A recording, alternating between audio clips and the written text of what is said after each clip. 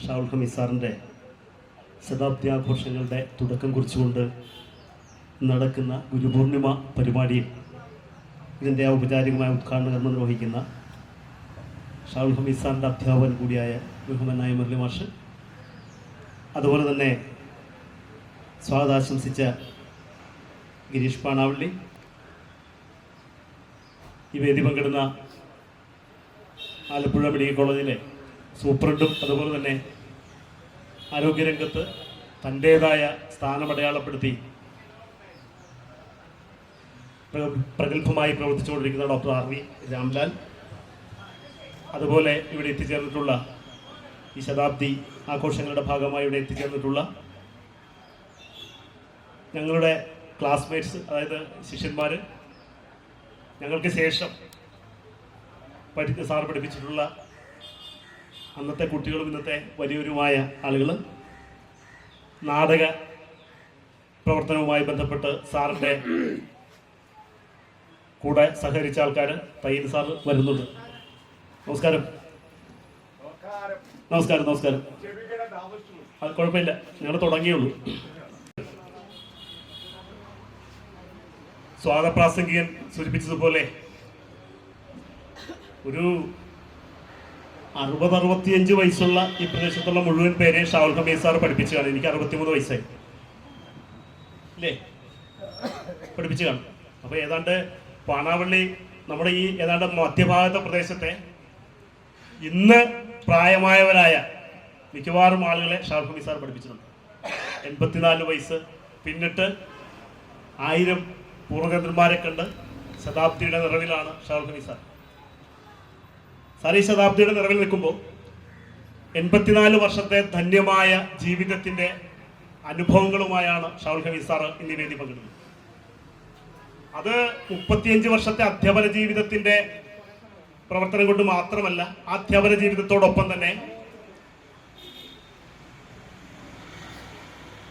കവി, ഗാനരചയിതാവ് എന്ന് പറയുമ്പോൾ അദ്ദേഹം നോവൽ എഴുതുന്ന നിവേദ്യം നമ്മളൊക്കെ വായിച്ചിട്ടുണ്ടാവും. അതുപോലെ തന്നെ ചെറുകഥ സമാഹാരമുണ്ട്. ആ ചെറുകഥകളിൽ കൈക്കൂലി എന്ന് പറയുന്ന ചെറുകഥ അദ്ദേഹത്തിന് സംസ്ഥാന തലത്തിൽ ഒരു മാഗസിൻ നടത്തിയ മത്സരത്തിൽ അവാർഡ് നേടിക്കൊടുത്ത ഇന്നും പ്രസക്തമായ കഥയാണ്.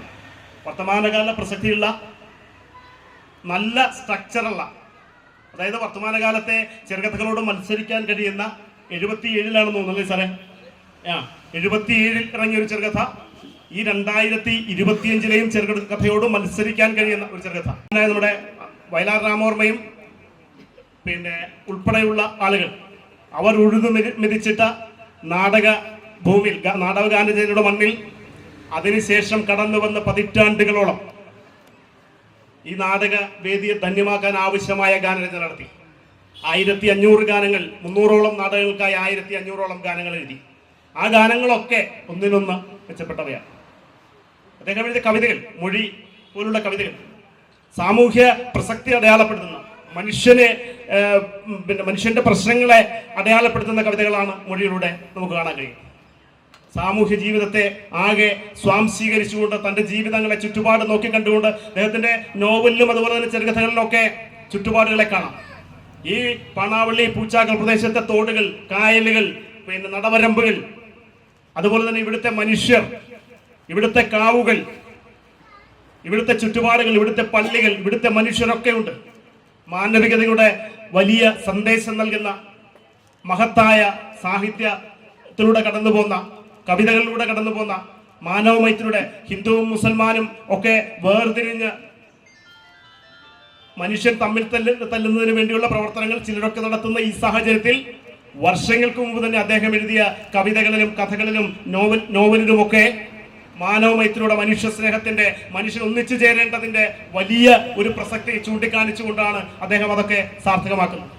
ആ അത്തരം പിന്നെ മനുഷ്യ കഥാനുഗായിയായ, മനുഷ്യനെ ചേർത്ത് നിർത്താൻ ആവശ്യമായ സാഹിത്യ സൃഷ്ടി നടത്തി മനുഷ്യനോടൊപ്പം നിന്നുകൊണ്ട് അദ്ദേഹം കഴിഞ്ഞ ഈ 84 വർഷക്കാലം മനുഷ്യന് വേണ്ടി നിന്ന് പ്രവർത്തിച്ചു എന്നത് തന്നെ തീർച്ചയായും വലിയ ഒരു കാര്യം തന്നെയാണ്.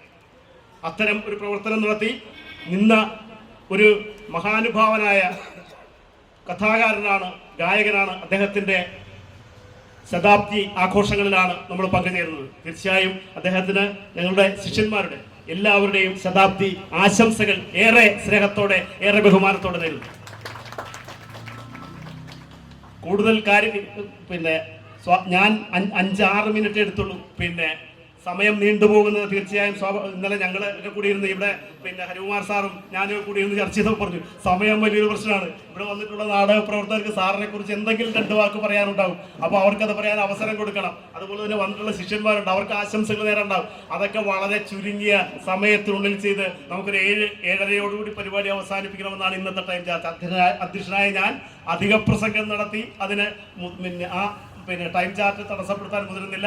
അഴീക്കോട് മാഷിന്റെ ശിഷ്യൻ കൂടിയാണ് ഷാഹുൽ ഹമീദ് സാർ. അഴീക്കോട് മാഷിന്റെയും മുരളി മാഷിന്റെയും ഒക്കെ അധ്യാപനത്തിന്റെ അനുഗ്രഹത്തിന്റെ ആശിസ്സുകളാണ് സാറിനെ ഇക്കാലം അത്രയും മുന്നോട്ട് നയിക്കാൻ പ്രേരണയായത്. തീർച്ചയായും നവതിയുടെ നിറവിലെത്തിയ മുരളി മാഷിനെ സാറിന്റെ ഈ ഗുരുപൂർണിമ പരിപാടിയുടെ ഉദ്ഘാടനം ചെയ്യുന്നതിന് വേണ്ടി ഔപചാരികമായി ക്ഷണിക്കുന്നു.